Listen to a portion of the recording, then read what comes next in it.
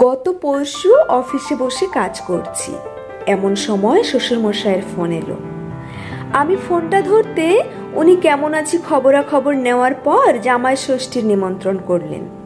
শাশুড়ি মাও বারবার বললেন যেন আগের রাতেই দুজনে চলে আসি।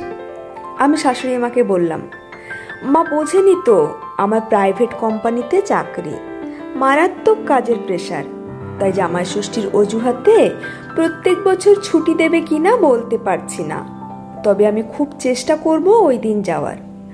আগের দিন কোনোভাবে সম্ভব হবে না। ফোনটা রেখে একটু মুচকি হাসলাম। সত্যি বলতে কি, 5 বছরের বিবাহিত জীবনে আমি গত 4 বছরই জামাই ষষ্ঠীর আগের দিন বউ সমেত হাজির হয়েছি শ্বশুর বাড়ি। আসলে সবসময় খাতির যত্ন পাওয়া গেলেও সব জামাইয়েরই পার্টিকুলার এই ওকেশনটাতে স্পেশাল ফিল হয়, তাই জামাই ষষ্ঠীটা আমি কোনো মতেই মিস করতে চাই না। অবশ্য আরও একটা কারণ আছে। 5 বছর আগে আমি যখন ভালোবেসে পিয়াসকে বিয়ে করেছিলাম, আমার বাড়িতে কেউই বিয়েটা অ্যাকসেপ্ট করেনি। এমনিতে পিয়াস ভদ্র, শিক্ষিত, সুশ্রী, চলনসই মেয়ে, তাকে অপছন্দ করার কোনো কারণই ছিল না। কিন্তু মিত্র বাড়ির ছেলে নিজে পছন্দ করে পাশের পাড়ার মেয়েকে বিয়ে করবে, এ বিষয়টা বাড়িতে কেউই মেনে নিতে পারেননি। অনেক বোঝানোর পর ব্যর্থ হয়ে একরকম বাধ্য হয়ে আমরা নিজেরাই বিয়ের সিদ্ধান্তটা নিয়েছিলাম। সেই থেকে আমার বাবা মা আমার মুখ দেখা বন্ধ করে দিয়েছে। প্রথম পিয়াসের বাড়িতেও অভিমান একটা ছিল, কিন্তু একমাত্র মেয়ের মুখের দিকে তাকিয়ে ওনারা সবটা মেনে নিয়েছেন। আমি এখন পিয়াসকে নিয়ে একটা ফ্ল্যাট ভাড়া নিয়ে থাকি। বাবা মায়ের সঙ্গে দূরত্বটা বুঝতে পেরে পিয়াসের বাবা মা আমাকে ছেলের স্নেহ দেওয়ার আপ্রাণ চেষ্টা করেন সাধ্যমতো। ষষ্ঠীর দিন শাশুড়ি মায়ের হাতে ওই ফোঁটাটা পেয়ে মায়ের কথা মনে পড়ে খুব, তাই ওই দিনটা আমি মিস করতে চাই না বরাবর।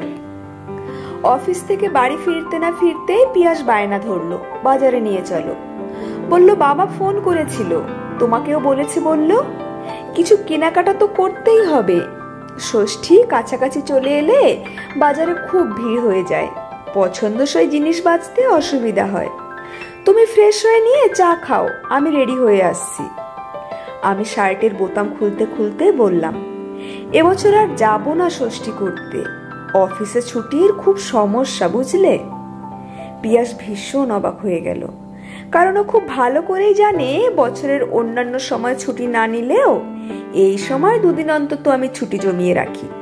ও শুকনো মুখে জিজ্ঞাসা করলো, কেন গো, বাবা ফোনে নিমন্ত্রণ করেছে বলে কিছু মনে করেছো, নাকি গত বছরের আয়োজনে কিছু খামতি ছিল? কি হয়েছে বলো না। আমি হাত নেড়ে বললাম, আরে ওসব কিছু না, আমার সত্যিই ছুটি নেই গো এবার। তখন পিয়াস বলল, তবে এক কাজ করা যায়, অফিস ফেরত সন্ধ্যায় চলো। জানোই তো এই দিনটার জন্য মা বাবা কত আগে থেকে আশা করে বসে থাকে। কিছুতেই পিয়াসকে থামানো যাচ্ছে না দেখে রেগে গিয়ে বললাম, বলছি তো হবে না, অনেক বছর তো হলো জামাই আদর, এবার থাক না। পিয়াস আহত হলো দেখে খারাপ লাগলো, কিন্তু আমার কিছু করার ছিল না। আমার শ্বশুর মশাই একটা ফার্মে চাকরি করতেন, মোটামুটি যা পেতেন তাতে ওনাদের 3 জনের সংসার ভালোভাবে চলে যেত। কিন্তু লকডাউনের সময় ওনার চাকরিটা চলে যায়। এখন বাড়ির সঙ্গে ছোট একটা মুদিখানা চালান, তাতে সংসার টানতে বেশ টানাটানি পড়ে যায়। আমি অনেকবার ওনাকে সাহায্য করতে গেছি, কিন্তু প্রবল আত্মবিশ্বাসী ভদ্রলোক প্রত্যেকবার আমাকে ফিরিয়ে দিয়েছেন। এই অবস্থাতেও গত বছর ষষ্ঠীতে ওনারা আমাদের জন্য 3 রকমের মাছ, মাংস, মিষ্টি ফল, দামি জামা কাপড়, কোনো কিছুর আয়োজনেই কার্পণ্য করেননি। পরে পিয়াসের থেকে জেনেছিলাম জামাই ষষ্ঠীর অনেক আগে থেকে ওর মা ভাড়ে অল্প অল্প টাকা জমাতে শুরু করেন। সেই ভাড় ভেঙে সেদিনই মনে ঠিক করে ফেলেছিলাম। যথারীতি জামাই ষষ্ঠীর দিন সকালে অফিসে গেলাম, কিন্তু প্রথম হাফটা করে ছুটি নিয়ে বাড়ি চলে এলাম। দেখলাম পিয়াস মন খারাপ করে বসে আছে। ওকে বললাম, আজ রান্না করতে হবে না, বাইরে কোথাও খেয়ে আসি চলো। ও কিছুতেই বেরোতে চাইছিল না, হয়তো দুঃখ বা অভিমানে। এই দেখে ওকে জোর করে নিয়ে বেরোলাম।